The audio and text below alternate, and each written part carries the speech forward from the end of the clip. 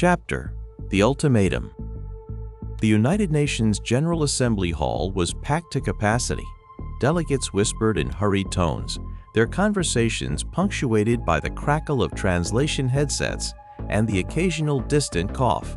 On the grand stage, the podium stood proud, draped with the seal of the United States. Behind it, a towering screen displayed a radiant image of a Hive Nexus, a shimmering tower of life and technology, its sleek silver architecture glowing like a beacon of hope. President Ellen Hayes stood just off stage, her expression composed and resolute. Beside her, Secretary Mcallen of the Department of Defense adjusted his tie, a faint, approving smile on his lips. Secretary Willis of the Department of Energy and Secretary Langford of the Department of Agriculture stood just behind them, their faces a mix of determination and quiet pride.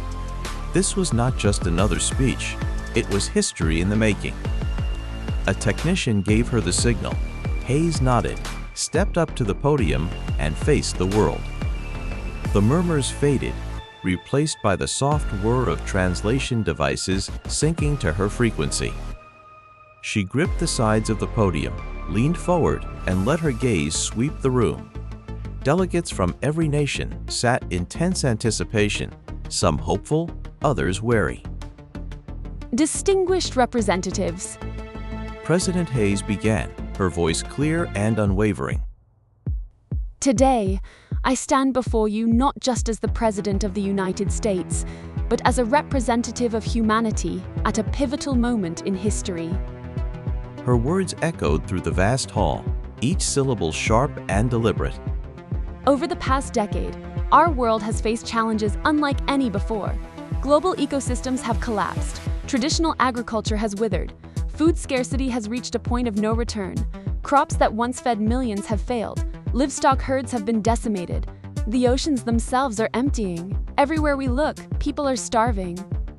She paused, allowing the gravity of her words to settle over the assembly. But where there is crisis, there is also opportunity. She continued, her tone growing more confident. And nowhere on earth is that spirit of innovation stronger than in the United States of America. The screen behind her flickered to life, displaying images of the Hive Nexus's towering, elegant structures of gleaming steel and glass, pulsating with life. Through American ingenuity, perseverance, and our unyielding commitment to progress, we have developed a solution, CRICKETS.EXE, scalable, resilient food distribution network. Automated cricket farms, the Hive Nexuses, will provide a continuous supply of protein to urban centers, distributed via biometric vending units.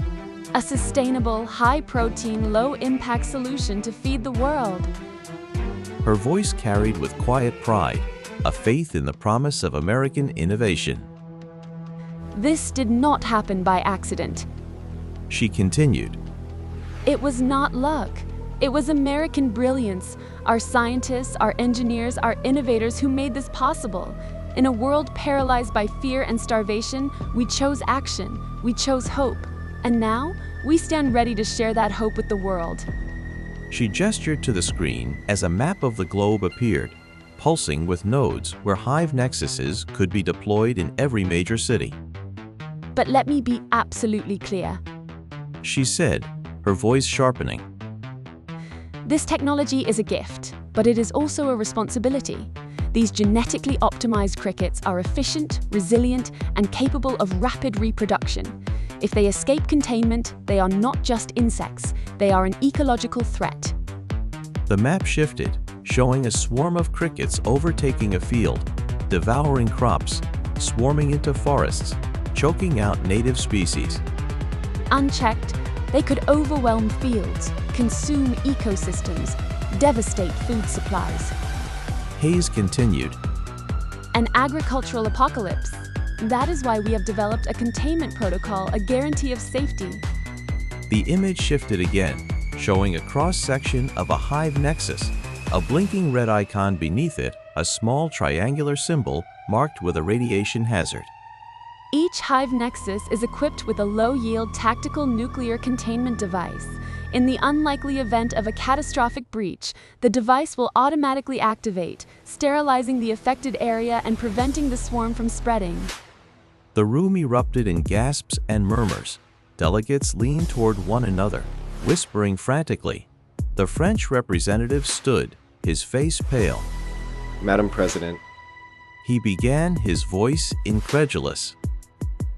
you are suggesting that every nation host American nuclear devices within their urban centers. Not devices. Hayes corrected smoothly, her voice unflinching. Containment safeguards. A necessary measure to ensure that this life-saving technology never becomes a life-destroying plague. But I want to emphasize something far more important. She stepped forward, her voice softening with a calculated warmth. This is not about profit. It is about partnership. The Hive Nexuses are not merely protein dispensers.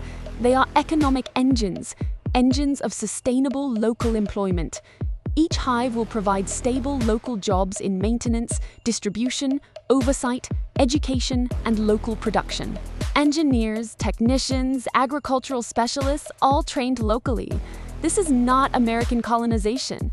It is American empowerment. The Japanese delegate stood next. But won't this replace our local food supply? Won't it create dependency on your protein network? Quite the opposite. Hayes replied, her voice firm, but understanding. The Hive Nexuses are not meant to replace your agriculture. They are a safety net, a baseline nutritional supply that your people can always rely on, no matter what may come. If drought strikes, if pests devastate crops, if markets fail, the hive will be there. Always asking, without judgment, without shame, are you still hungry? She allowed the words to resonate, her voice almost gentle. It is not about control. It is about resilience, about giving every nation the freedom to rebuild their agricultural infrastructure without the constant shadow of starvation. A representative from Nigeria rose, his voice tense. How can we be sure that this is not an economic trap, that America will not use the system to control the global food supply? Because the hives are not a business. Hayes said clearly. They are a humanitarian commitment. The protein rations they provide are distributed without cost. Their maintenance is locally managed, their oversight conducted by your own technicians. This is not about creating dependency. It is about ensuring dignity. The German delegate spoke next, his expression skeptical. But this is American technology. Will we have the ability to maintain it ourselves? Absolutely. Hayes said with a confident smile. We will provide open-source blueprints for the Hive Nexuses and their software protocols. Your engineers will be trained, your scientists empowered.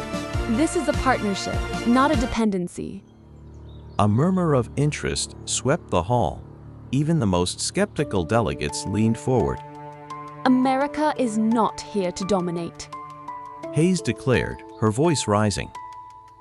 We are here to lead, to share, to build a world where no child goes hungry, where no family starves, where technology serves humanity. We are offering you the solution, but we are also offering you ownership, responsibility, dignity. Mcallen whispered behind her, a faint smile on his lips. Brilliantly done, Madam President. Is this an ultimatum? Asked the Chinese representative, his tone cautious. No, Hayes said, her voice resolute. it is a choice between partnership and starvation, between leadership and chaos. We are offering the world a chance to feed its people, to protect its ecosystems, to build a resilient future. But it must be a unified solution. Fragmented responses will fail. She leaned forward, her gaze sweeping the room. The Hive Nexuses will stand as silent sentinels in your cities, always there, always asking the question that every government must answer. Are you still hungry? As the world's leaders debated and whispered, President Hayes stood firm, her resolve unwavering. In the end, they would accept. They had no choice. The world was too hungry to argue.